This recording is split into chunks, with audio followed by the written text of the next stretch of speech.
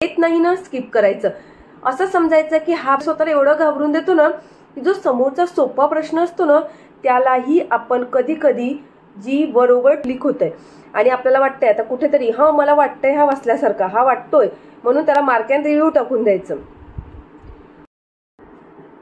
परीक्षेला जेव्हा जातो आपण आणि स्क्रीनवर जेव्हा प्रश्न सोडवतो तेव्हा आपण जे अगोदरचे 2 मिनिटं असतात ना ते आपले घाबरूनच जातात की मला वेळ पुरेल का, मला वेळ पुरेल का, आणि यामुळे स्वतः एवढे पॅनिक होतो, अक्षरशः घाम फुटतो कोणाकोणाला तर। आणि पॅनिकमुळे काय होतं 5 मिनिटं तशीच वाया घालवतो। म्हणून तसंच कधी करायचं नाही। 2 मिनिटं पेपर सुरू व्हायच्या अगोदर शांत बसायचं, पॉझिटिव्ह वेने स्वतःला सांगायचं मी करू शकते, मी छान अभ्यास केलेला आहे, मला छान शांततेने माझा पेपर जाणार आहे आणि या प्रश्नाची उत्तरं स्वतः सगळी पॉझिटिव्ह द्यायची, पॅनिक व्हायचं नाही। मीही असंच करणार आहे, तुम्हीही असेच करा आणि त्यामुळे आपल्याला भरपूर फायदा होणार आहे।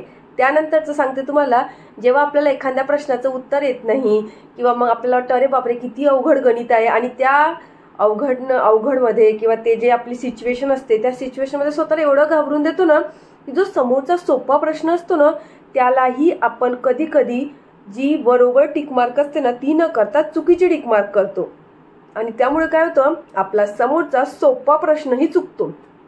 म्हणून कधीच घाबरायचं नाही, पॅनिक व्हायचं नाही। येत नाही ना स्किप करायचं, येत नाही ना स्किप करायचं।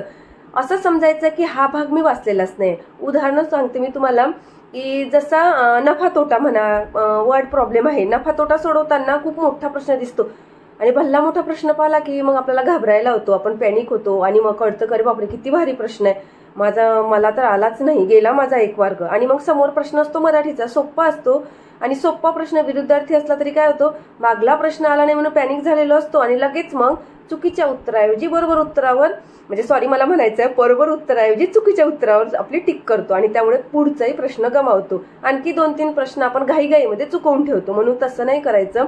नाही आलाय ना ठीक आहे, स्किप करून समोर जायचं। आणि जो प्रश्न आपल्याला येतच नाही ना, जो प्रश्न आपल्याला येतच नाही तो कधीच अर्धा तास पण येणार नाही आणि नंतर जेव्हा आपण परत येऊ ना तेव्हा पण येणार नाही। म्हणून त्याला जेव्हा तुम्हाला वाटते ना की जर जो प्रश्न आपल्याला येतोय तो जर येत असेल ना तर आपण अर्ध्या सेकंदातच त्याचं उत्तर कळते।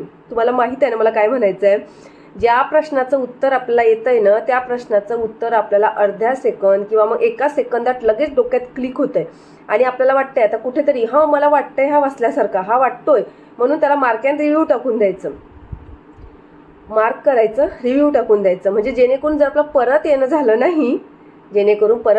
नाही तर तो प्रश्नही आपल्याला भेटेल जर बरोबर असेल तर आणि मार्क पण जाणार नाही। म्हणून एवढं नक्की करा आणि अशा स्मार्ट पद्धतीने अभ्यास करा आणि हा अभ्यास आपल्याला पुढील 10 दिवसात नक्कीच कामा पडणार आहे।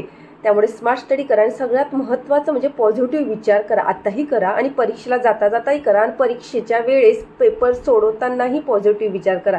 त्याने भरपूर फरक पडतो, आपला कॉन्फिडन्स वाढतो, आपल्याला खूप छान वाटतं, आपण बेटर फील करतो आणि खूप खूप हेल्प होते या सगळ्या गोष्टींची आपल्याला। आणि तुम्हीच विचार करा जर आपण पॅनिक झालो, आपण घाबरलो तो आपला अगोदरच आपल्याला वेळ फार कमी असतो आणि त्या वेळेतला वेळ आपण असा गमावून बसतो। म्हणून कधीच निगेटिव्ह विचार करायचा नाही, आताही करायचा नाही, नंतरही करायचा नाही। भेटूया लवकरच पुढील मोटिवेशन सोबत। तोपर्यंत स्मार्ट स्टडी करा आणि प्रॅक्टिस करत राहा। बाय।